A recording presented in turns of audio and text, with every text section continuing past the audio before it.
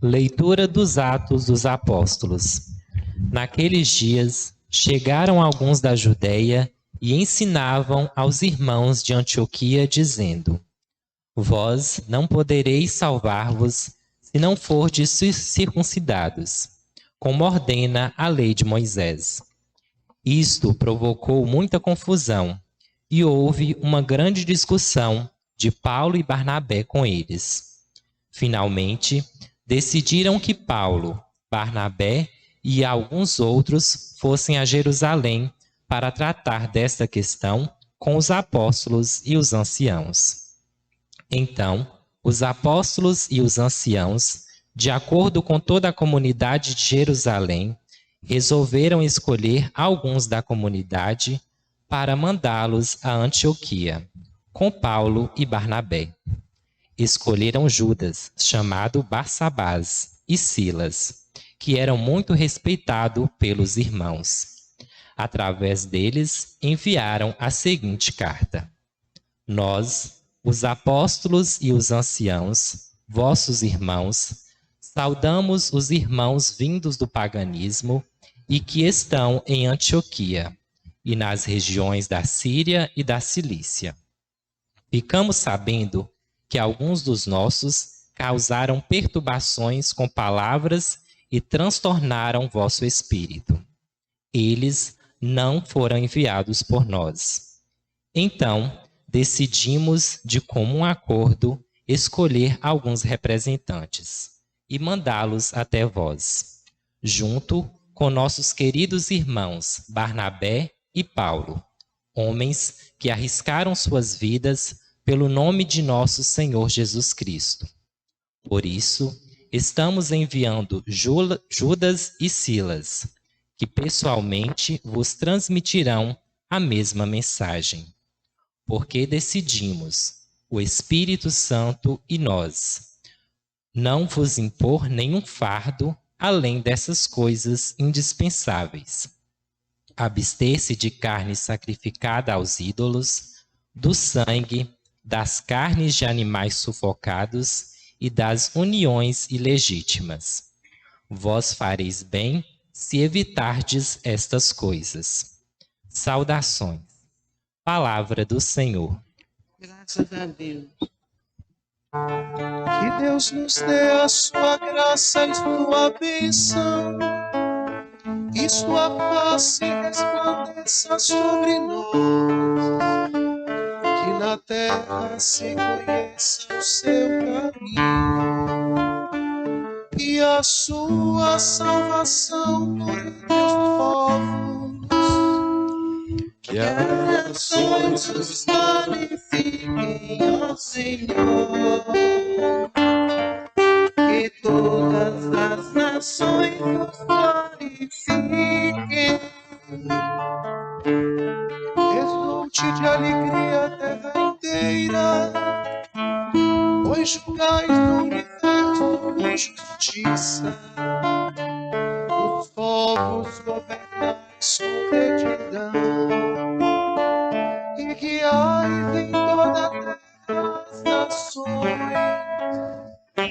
Que as nações vos glorifiquem, ó Senhor. Que todas as nações vos glorifiquem. Que as nações vos glorifiquem, ó Senhor. Que todas as nações vos glorifiquem. Que o Senhor e nosso Deus nos abençoe e o respeitem os fins de toda a terra. Que as nações vos glorifiquem, ó Senhor. Que todas as nações vos glorifiquem. Leitura do Apocalipse de São João. Um anjo me levou em espírito a uma montanha grande e alta. Mostrou-me a cidade santa, Jerusalém, descendo do céu, de junto de Deus, brilhando com a glória de Deus. Seu brilho era como a de uma pedra preciosíssima, como o brilho de jaspe cristalino. Estava cercada por uma muralha maciça e alta, com 12 portas. Sobre as portas estavam 12 anjos, e nas portas estavam escritos os nomes das 12 tribos de Israel. Havia 3 portas do lado do oriente, 3 portas do lado norte, 3 portas do lado sul e 3 portas do lado do ocidente. A muralha da cidade tinha 12 alicerces, e sobre eles estavam escritos os nomes dos 12 apóstolos do Cordeiro. Não vi templo na cidade, pois o seu templo é o próprio Senhor, o Deus Todo-Poderoso e o Cordeiro. A cidade não precisa de sol, nem de lua que a iluminem, pois a glória de Deus é a sua luz e a sua lâmpada é o Cordeiro. Palavra do Senhor. Graças a Deus. O Senhor esteja convosco. Eu vos anuncio o Evangelho de Jesus Cristo segundo João.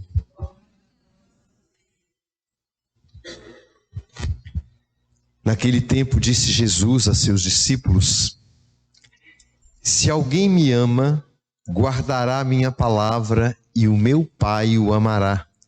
E nós viremos e faremos nele a nossa morada. Quem não me ama não guarda a minha palavra. E a palavra que escutais não é minha, mas do Pai que me enviou. Isso é o que vos disse enquanto estava convosco.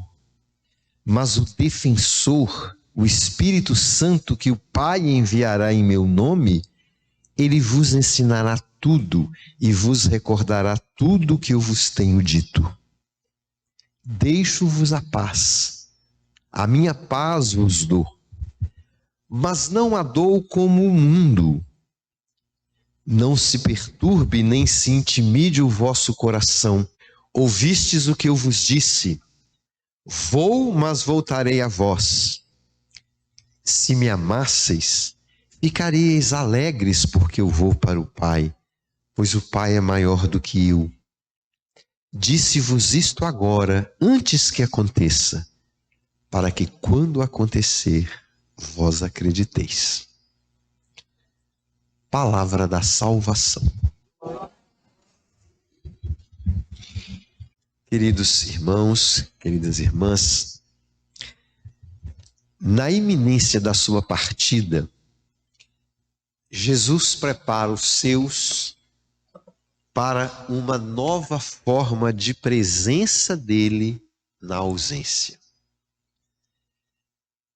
Jesus não deixa que os discípulos experimentem uma vacância de Deus na vida deles quando ele voltar para o Pai. Então ele já vai acostumando-os a experimentarem na ausência física a sua presença constante e renovada. De fato, ele se despede de seus seguidores. É o contexto do Evangelho de hoje. E é esse momento que nós somos convidados a vivenciar na fé nesta celebração do 6º domingo da Páscoa. A primeira leitura nos traz a narrativa de um fato que vai quase que contradizer as perspectivas que Jesus tinha apresentado à comunidade cristã no seu nascimento.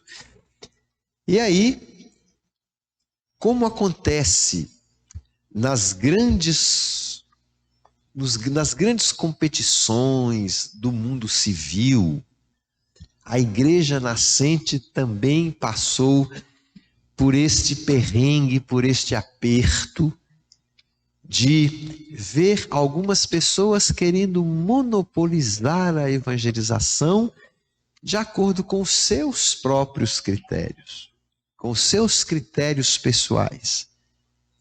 de acordo com as suas próprias necessidades de afirmação. Às vezes nas nossas comunidades isso acontece também. Alguém que de repente vai discursando numa linha contrária àquilo que é um projeto comum, aquilo que é um projeto de todos, aquilo que é o senso da fé. Sobretudo, quando se trata de impor leis baseadas em preconceitos, impor leis baseadas em construções de necessidades muito pessoais, mais fortes do que a necessidade de todos. A gente tem refletido nesses domingos como é que Jesus consegue reduzir a um único item o segredo da vida perfeita. Amai-vos uns aos outros. Contra os 700 e tantos artigos acumulados na lei mosaica, Jesus reduz tudo a um. Eu falo que é igual à Constituição brasileira, né? Se nós hoje perguntarmos aos advogados, aqui tem 2, né, ou 3, quantos artigos tem na Constituição, ninguém sabe mais. Porque todo mês é uma PEC, todo mês é um projeto de lei, todo mês é uma emenda constitucional, toda vez. E aí a gente vai vendo como que uma lei que deveria ser universal, dentro da qual todo mundo deveria caber, começa a ser defensora de interesses de grupos, de interesse dos políticos, de interesse de determinadas classes que têm lobby, né, em cima de quem faz as leis. Então a gente não sabe mais o que era. 5 anos atrás era assim, agora não é mais, agora já é assim, né? Isso que foi acontecendo um pouco com a história do povo de Israel. Aqueles 10 simples mandamentos que Moisés recebeu de Deus no Monte Sinai se tornaram 700 e tantos ao longo do tempo. E na sua grande maioria eram mandamentos ou leis invasivas, excludentes, né? Eram leis que privilegiavam o patriarcalismo da cultura judaica. Mulheres não tinham vezes, viúvas muito menos, crianças abandonadas, nem pensar, doentes, leprosos, pessoas que não rezavam a mesma cartilha dos fariseus, dos saduceus, dos mestres da lei, dos anciãos do povo, dos sacerdotes do templo, não eram contemplados por aquilo que deveria ser o mandamento universal. E aí, quando alguns judeus começaram a se converter ao cristianismo, ao evangelho, bem no comecinho da história da igreja, ali ainda no começo da pregação dos apóstolos, esses judeus convertidos queriam impor a todos os que se tornassem cristãos, na sua maioria vindo de outros países, vindo de outras culturas, vindo de outros povos, de outros costumes, queriam impor a eles como condição para se tornarem cristãos, que se tornassem primeiros judeus. Então tinha a lei da circuncisão, que é a carteira de identidade dos homens judeus. Então eu me lembro que na Segunda Guerra Mundial, quando Hitler mandava seus exércitos invadirem na França, na Alemanha, no norte da Itália, na Espanha, no norte de Portugal, invadir esses países para prender os judeus, considerados por ele como uma raça não pura e que precisava ser extirpada do mundo. Daí o holocausto de 6 milhões de judeus mortos, né? Ali naquele final da Segunda Guerra. Mas aí quando as famílias queriam se esconder, não se identificar, embora os sobrenomes judaicos são muito conhecidos, mas conseguiam identidades falsas, os soldados entravam nas casas, mandavam os homens tirarem a roupa. E ali estava a identidade, né? A circuncisão. Circuncisão é aquela operaçãozinha de fimose que toda criança masculina judaica tem que fazer ao nascer, né? Jesus também fez. Então, E aí, os judeus convertidos ao cristianismo queriam que antes que as pessoas que eles consideravam pagãos, porque eram de povos distantes, eram de outros povos da Antioquia, da Síria, da Cilícia, ali da região da Turquia hoje, do sul da Grécia, do norte da África, da Ásia, eram considerados por eles pagãos, isto é, estrangeiros, gente de outros costumes, gente impura, porque não professa a nossa mesma fé e nem segue o rigor da nossa lei. Então eles achavam que essas pessoas, quando o evangelho chegava nessas comunidades, precisavam primeiro se judaizarem para depois serem batizadas. E aí começa uma confusão, porque esses cristãos judaizantes, isto é, vindos do judaísmo, começam a anteceder os apóstolos em muitas comunidades, colocando isso. E isso foi causando um grande mal-estar, porque ninguém via sentido, né? Se a minha opção é o evangelho, se a minha opção é seguir o Cristo, o que tem eu a ver com a lei de Moisés? Então, Paulo e Barnabé, sobretudo, não viam o menor sentido nisso. E eles começaram a sofrer por conta dessas situações que quase que desmanchavam as comunidades que eles fundavam.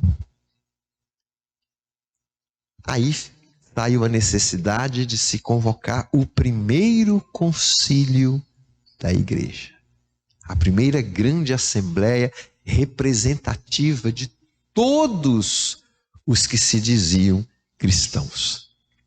Ainda no primeiro século, ainda ali, né, no tempo do ministério dos apóstolos vivos ainda, o Concílio de Jerusalém, para discutir muitas questões, mas uma delas, a que motivou, era essa, né? E aí, depois de debaterem bastante, a unanimidade da Assembleia, do Concílio, entendeu que era inspiração do Espírito Santo sobre eles tratarem da liberdade dos filhos de Deus e não da escravidão dos filhos de Deus às leis deste ou daquele costume, daquela tradição, daquele clã, daquele interesse, daquela raça. E Paulo será o grande anunciador desta liberdade dos filhos de Deus. E por quê? Porque, na verdade, para Jesus só uma coisa é essencial: amai-vos uns aos outros como eu vos amei. Nada outra coisa, nenhuma outra prática, nenhuma outra devoção, nada disso será identificador do cristão. Será a marca registrada. Eu falo que o amor para nós deve ser a nossa digital, né? A nossa marca digital, com a qual nós assinamos nossas atitudes, nossas ações, nosso modo de estar presente no mundo, nosso modo de agir, de pensar, de interagir com as pessoas. E Jesus mesmo é que vai dizer, e é nisto que vão conhecer que vocês são meus discípulos. Não por causa das outras coisas, nem dos ritos, nem dos preceitos, de nada disso. É nisto que vocês serão conhecidos como meus discípulos. E o que é bonito a gente ver é que a partir daí, então, a comunidade resolve, a assembleia resolve enviar missionários nesses mesmos lugares onde os judaizantes tinham passado para dizer, olha, não é assim, nós trazemos aqui uma carta, nós trazemos aqui um documento que foi redigido na Assembleia sob a inspiração do Espírito Santo para dizer que existem coisas mais importantes do que a circuncisão. E aí as comunidades se sentiam consoladas, porque elas podiam avançar no seu seguimento a Cristo Jesus. Aí, na segunda leitura do livro do Apocalipse, a gente vê ratificado, de certo modo, este ensinamento, porque na carta a Assembleia dizia assim: porque decidimos o Espírito Santo em nós. Como eles põem na frente, quer dizer, a inspiração de Deus é que nos faz dizer: essas coisas não são importantes. O Espírito Santo em nós. E aí a segunda leitura ratifica, de certo modo, esse ensinamento do Espírito Santo, atestando que os cristãos têm como fundamento os apóstolos, mas os seus membros vêm de todos os povos e formam um único povo de Deus, habitando essa nova cidade, né? A Nova Jerusalém, descrita como uma cidade que não precisa de sol e de lua, porque Deus é sua luz. Não precisa de templo, porque Deus habita em nós. Então, é essa ideia que Jesus no Evangelho está passando. Olha, vai chegar, vocês não vão ficar sozinhos. O Espírito de Deus virá a vocês e vocês vão começar a entender essas coisas que eu falo, e eu tenho certeza que vocês não alcançam, mas o Espírito Santo vai inspirá-los, o Espírito Santo vai ajudá-los a compreender. Porque é o espírito da reunião, não da divisão. É o espírito da unidade, não da separação. É o espírito da inclusão e não da exclusão. Então, nessa segunda leitura a gente vê isso, né? Já não existe mais distância entre Deus e o ser humano, porque Deus agora, como Jesus vai falar no Evangelho, habita em nós. Não habita mais na montanha, não habita mais no vento, não habita mais na tempestade, não habita mais no templo, habita em nós. Pelo nosso batismo, o Espírito Santo nos foi dado.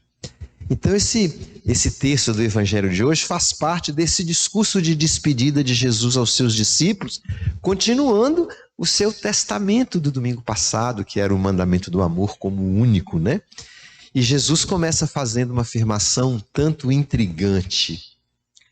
Se alguém me ama, guardará minha palavra, e meu Pai o amará, e nós viremos a ele, e nele faremos nossa morada. Essa é a grande novidade do cristianismo. É Deus em nós. Então, nessa fala, a afirmação principal de Jesus é a última parte, a promessa de que o Pai e o Filho permanecerão, morarão na pessoa, morarão em nós. E essa promessa está condicionada ao amor que a pessoa tenha a Jesus e à acolhida de sua palavra, que é ao mesmo tempo, como ele diz, palavra do Pai que o enviou. E aí parece contraditório, ora é palavra de Jesus, ora é palavra do Pai. Como entender isso, né? Então há uma novidade radical que ilumina a compreensão da pessoa e da proposta de Jesus. Ele e o Pai vivem intimamente unidos. A comunhão é tão grande que já não há divisão. São um só e mesmo Deus. E o que Jesus diz é a própria expressão de Deus Pai. O que ele fala é o eco da voz do Pai. O que ele faz é a repercussão das ações do Pai. Então, Jesus e o Pai, como ele diz, são um. E esta intimidade amorosa entre ambos estende-se às pessoas que praticam o amor. Nelas Deus faz morada. Se alguém me ama e guarda a minha palavra, isto é, carrega dentro de si o preceito do amor fraterno. E nessas pessoas Deus faz morada. E aí no Evangelho de São João, essa relação é ainda mais profunda, porque a habitação divina não se dá entre as pessoas, no meio das pessoas, mas dentro das pessoas. Às vezes nos evangelhos sinóticos a gente escuta dizer: o meu reino está entre vós, né? São João não, é em vós, neles nós faremos nossa morada dentro. Portanto, uma experiência única e maravilhosa. E desta verdade decorre, portanto, o nosso compromisso de contemplar cada pessoa como morada de Deus.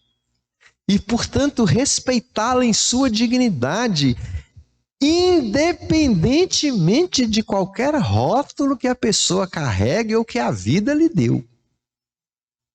Cada pessoa é morada de Deus e precisa ser respeitada como tal.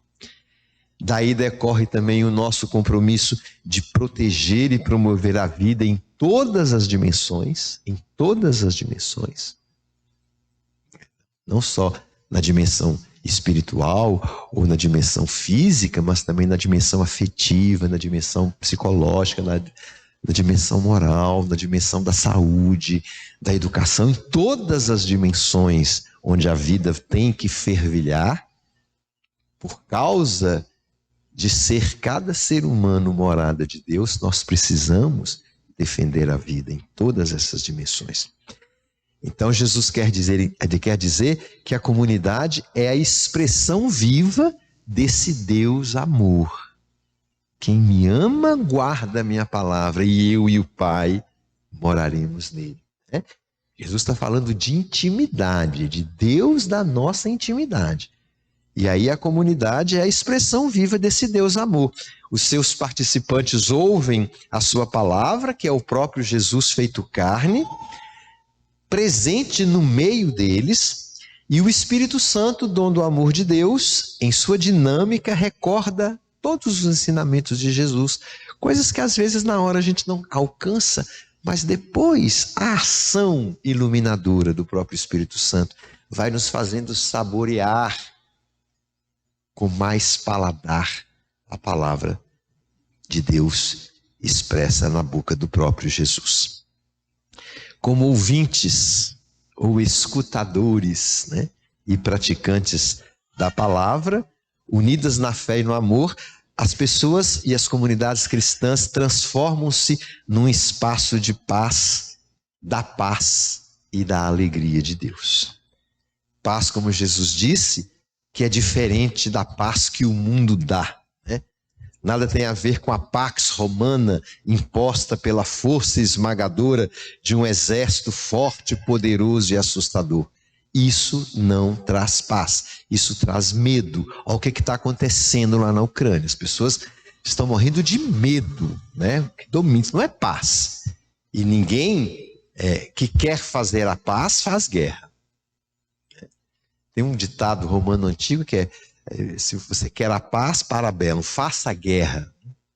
Não, isso não é. Jesus diz: não é esta paz que eu vos dou, não a paz que o mundo dá. Né?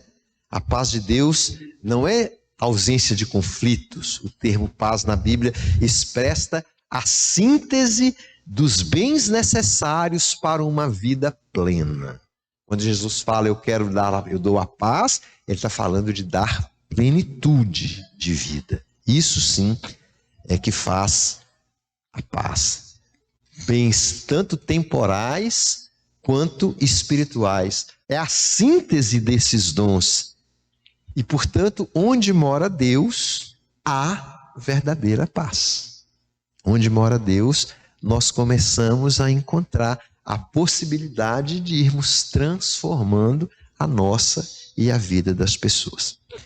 Por isso Jesus consola, né, a sua comunidade, os seus discípulos, despedindo, dizendo: não sofram, mas alegrem-se por mim, porque eu estou voltando para junto do Pai. E o texto termina com uma promessa: eu vou, mas eu voltarei a vós. É a fé nesta promessa que justifica a nossa esperança, que ilumina o nosso cotidiano, que emoldura e fundamenta todas as nossas boas ações de todos os dias. Tudo isso é a esperança nesta promessa de Jesus. Fiquem tranquilos, eu vou, mas eu volto, né? Então isso vai motivando a gente a ir cada dia mais se colocando nesse caminho de crescimento verdadeiro até que a paz seja completa. Quando? Quando entendermos de uma vez por todas que pela sua ressurreição Jesus não se ausentou de nós, mas fez em nós sua morada. A morada mais radical de Deus é o ser humano. Amém.